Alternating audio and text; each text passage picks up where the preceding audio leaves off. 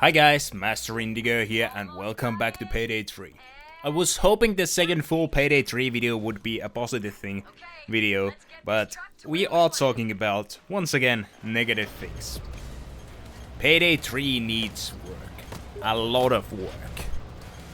While most of the server issues are behind us, not all of them are.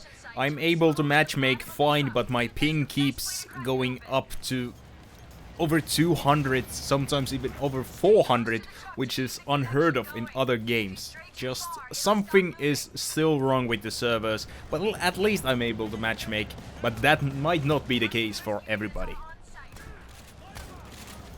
And the connection issues are not the only thing that's wrong with this game. In many ways you could compare the launch of Payday 3 to the launch of Payday 2. There's a lack of content, lots of bugs and glitches, and the grinding is quite boring. I'm sure most of the bugs and glitches will be eventually ironed out, but it's going to be a lot slower than with Payday 2. This time around we have crossplay, and every platform should be on the same level. This means that we are going at the pace of the slowest, which is most likely consoles, because their update process is a lot slower. So we might get updates every 2 weeks, or maybe even slower than that. I do think the first update is going to be in around a week or so. There are already multiple game-breaking bugs and glitches. One of them which allows you to basically max out your weapon levels in a matter of minutes. I'm not going to do a tutorial on those, you can search those if you want to, they are already all over the YouTube. So if you want maxed level weapons and don't want to grind or play the game normally, go ahead, nobody's stopping you. Which brings us to the challenge system and the leveling up system in general. How you level up your character and weapons is completely tied up to usage and completion of challenges. While on paper the challenge system might be okay, I do think it needs a lot of tuning. And the developers have said that they are actually happy with the system, which I completely disagree with. Right now, you can play stealth heist, overkill difficulty, and gain 0 progress on your infamy level.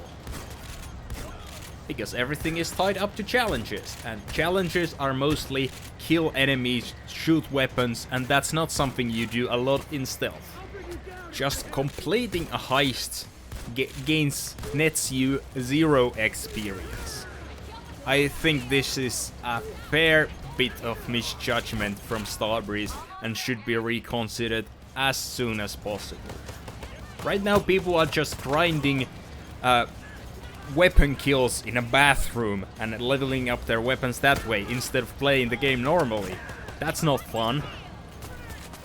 What I think they should instead do is have some sort of experience completion on just finishing the map or even failing the map, and then getting bonus experience and IP from those challenges, not just having everything tied to them.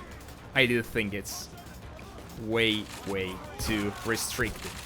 Even worse, not all of the challenges are even working, so many of them are locked. Some of them people have completed, but they gain no IP from them. I'd like to hear your opinion. What do you think would be the perfect choice for leveling IP and XP in this game? Because I don't think the current system is good enough. Lack of content is something that will be fixed over time. Same was the thing with Payday 2 launch. Payday 2 launched with multiple heists, 12 if I remember correctly. Quite a bit of them were smaller, like jewelry store and a craning job being the exact same heist with different objectives. So in that regard, Payday 3 heists at launch are way better. They are more detailed, they are more fun to play, and they feel more like the latter Payday 2 DLC heists instead of Payday 2 launch heists. Which is a good thing. It's always good that they are learning and evolving from previous things, and I'm sure the future DLCs are going to bring us more and more maps and heists and all good stuff. We have confirmation of at least 18 months of support for DLCs. The Gold Edition comes with 12 months and Silver Edition with 6 months of DLC. And the first 12 months are going to be at least 4 new heists, which are going to be paid. Or part of the Gold Edition and Silver Editions, if you own those. So, 1 heist every 3 months or so, and weapon packs and tailor packs sprinkled across that time. And obviously microtransactions are coming somewhere in the future. But 1 heist every 3 months is... I don't think it's enough. I hope there's free updates like Payday 2 had. Halloween heist, Christmas heist, and just heist sprinkled across updates. And many of them are free. Not everything needs to be paid and has to be free if you want as many players to stay on the game as possible.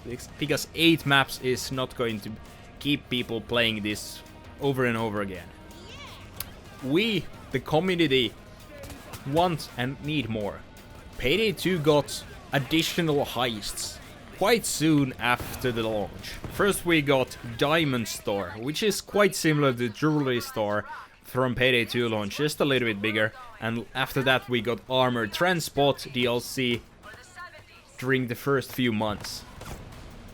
And even if those are quite simplistic, at least we got more heists to play quite soon. And I hope that that is going to happen with Payday 3 as well. We need more content to play, whether it's new weapons, new maps, heists, or just new heisters. They haven't confirmed if the new heisters we are going to be getting are going to be paid or free or both. That's not part of the Gold or Silver Edition, so either it's going to be completely separate or it's going to be free. I hope for the latter. There's just so much quality of life improvements that need to be happening. The bots, AI players, are quite useless. They don't revive each other at all. And they die way too soon. Even if you don't want them to be tanks like in Payday 2, this is not the way to be. They just are useless. I do like the improvement that they drop ammo, armor and health, whichever the player needs most at the end of the assault, but that's not enough to make them a worthwhile addition to your team instead of a random player. And please, Overkill, Starbreeze, I want to jump into the van again. I've been doing so for 10 years, why can't I do it now? These are just some of the things that are wrong with Payday 3 right now.